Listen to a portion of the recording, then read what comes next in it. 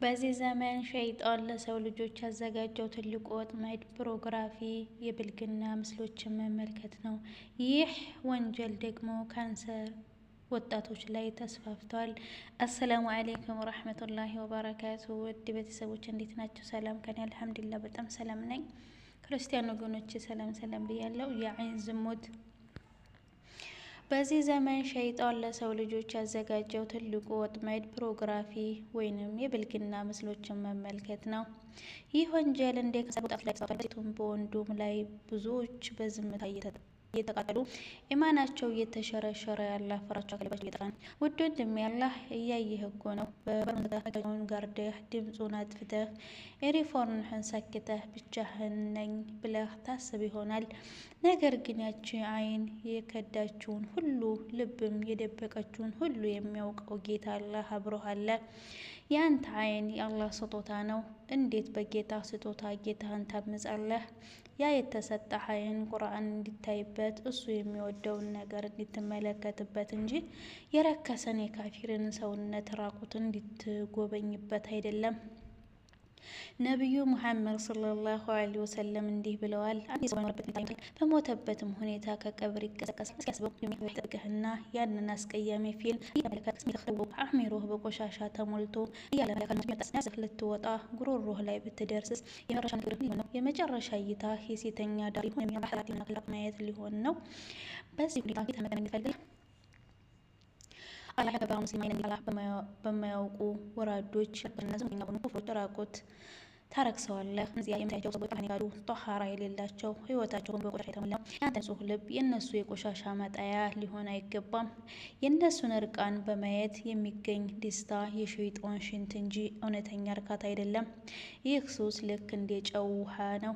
በጠጣህ ቁጥር ጥማትህ ይጨምራል እንጂ አይረካም። ልብህ ላይ ጥሩ ነጥብ ይላል። በመጨረሻም ልብህ ሙሉ በሙሉ ይደምና ቁርአን የማይሰማ ምክር የማይቀበል ሳና ሌላ ይመታችናል። አላህ ይጠብቅህ። ከዚህ ሱስ እንዴት ልውጣ? ውድ ወንድሜ ወላሂ ከዚህ ሱስ መውጣት ትችላለህ፣ ግን ተስፋ አትቁረጥ። አላህ መሐሪ ነው። እናንተ በነፍሶቻችሁ ላይ ድንበር ያለፋችሁ ባሮች ወይ ከአላህ እዝነት ተስፋ አትቁረጡ። አላህ ኃጢአቶቹን በሙሉ ይምራልና ይለናል። ከዚህ አስቀያሚ ሱስ ለመላቀቅ የጀመረው አንደኛ እውነተኛ ተውበት አድርግ። ከዚህ ጌታ ወይ በሚለው አይኔን አላግባብ ተጠቅሜያለሁና ማረኝ።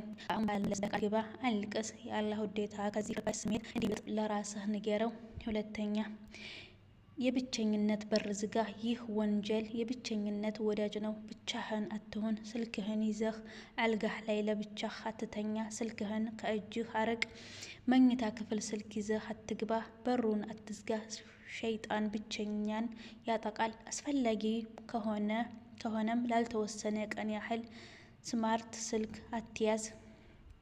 ሶስተኛ እይታህን ስበር። መንገድ ላይም ሆነ ሶሻል ሚዲያ ላይ አይንህን ጠብቅ። የመጀመሪያው እይታ ድንገተኛ ሊሆን ይችላል፣ ሁለተኛው ግን ወንጀል ነው። እይታ ለመርዝ ቀስት ነው። እይታህን ስትሰብር በልብህ ውስጥ የኢማን ጣፋጭነት ይሰማሃል። ከፌስቡክ ከቲክቶክ ራቅ። ወደዚህ ስሜት ቀስቃሽ የሚጋብዝህ የሶሻል ሚዲያ መድረክ ሙሉ በሙሉ ዝጋ።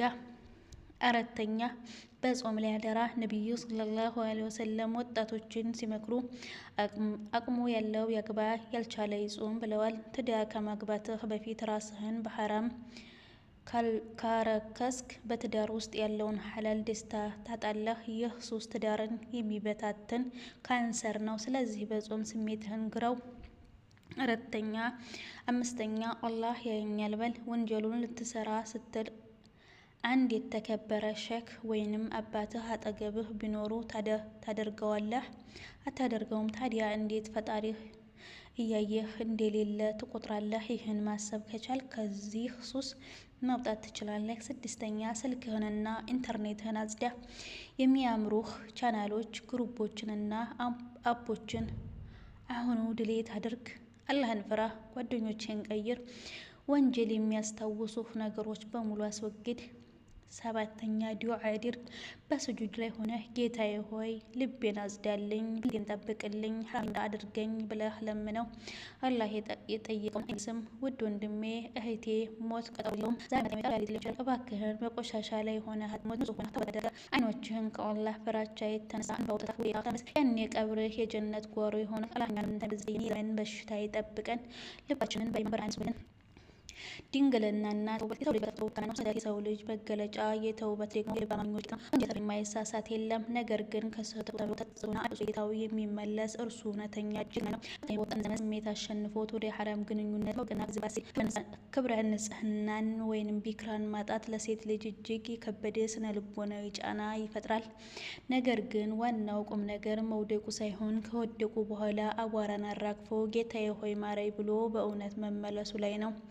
ጌታችን አላህ ወንጀልን ምሮ ተውበትን እንደሚቀበል ቃል ገብቷል። ከወንጀሉ የተመለሰ ሰው እንደሌለበት ነው የሚለው የነብዩ ንግግር ለአንቺ ትልቅ ተስፋ ነው። አንድ ጊዜ በልብሽ ሐምስ ጋር ታቀሽ ከተመለሽ አንቺ አሁን ንጽህናሽን ያጣሽ ሳትሆኚ ባለቤት የጸዳሽ አዲስ ባሪያ ነሽ።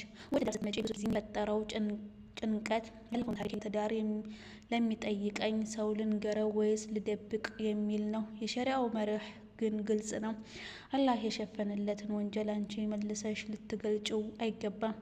በኢስላም ያለፈን ወንጀል መደበቅ የተወደደ ነገር ነው። አንድ ወንድ ለትዳር ሲጠይቅሽ ስላለፈው ሕይወትሽ የመዘርዘር ግዴታ የለብሽም። የእርሱ መብት ያለው በአሁን ሰዓት ያለሽበት የዲንና የስነ ምግባር ሁኔታ ላይ ነው። ቢክራ ነሽ ወይ ተብሎ በቀጥታ ከጠየቀ እንኳ ወንጀልን በሚሸፍን መልኩ በጥበብ ማለፍ እንጂ እኔ እንደዚህ በፊት እንደዚህ አድርጌ ነበር ብሎ ራስን ማጋለጥ አይመከርም። ምክንያቱም አንቺ በተውበት የሻርሽውን ታሪክ ለሰው መናገር በትዳር ህይወት ውስጥ ጥርጣሬን እንጂ መተማመንን አይፈጥርም። ተውበትሽ በመካከልሽ እና በአላህ መካከል ብቻ ይሁን። አላህ ወንጀልሽን ከሰወረልሽ አንቺም ደብቂው። በትዳርሽ ውስጥ ታማኝ፣ ዲን ወዳድና መልካም ሚስት ሆነሽ መገኘት ለባልሽ ከበቂ በላይ ነው። ውድ ወንድሜ ሆይ ትዳር የሁለት ንጹህ ሰዎች ስብስብ ሳይሆን የሁለት የሚረዳዱና የሚተጋገዙ የሰዎች ጥምረት ነው።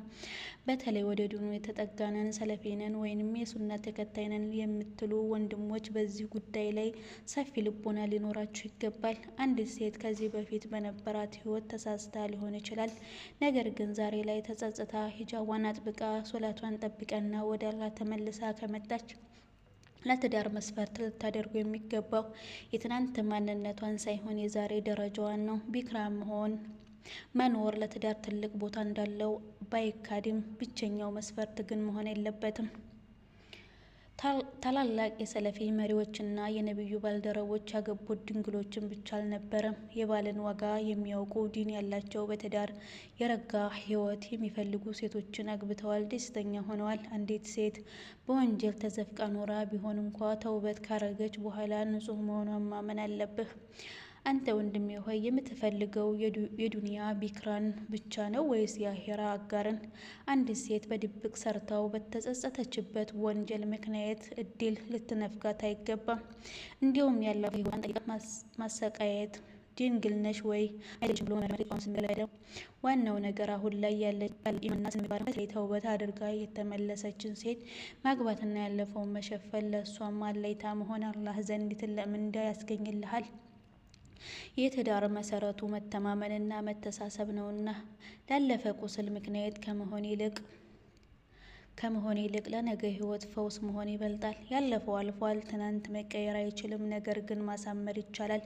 ለእህቶችም ያለፈው ረስቶ በሙሉ ልብ ወደ ትዳር መግባት፣ ለወንድሞች ይቅር ባይ እና አራሂም ልብ ይዞ እህቶችን መቀበል የሰላማዊ ማህበረሰብ መሰረት ነው። ዲን ማለት ሩህሩህነት ነው። ዲን ማለት መሸፋፈን ነው። ዲን ማለት መሸፋፈን ነው። አላህ የሰረዘውን ወንጀል እኛ እያስታወስን ህይወትን አንጎምዝዝ። ይቀጥላል።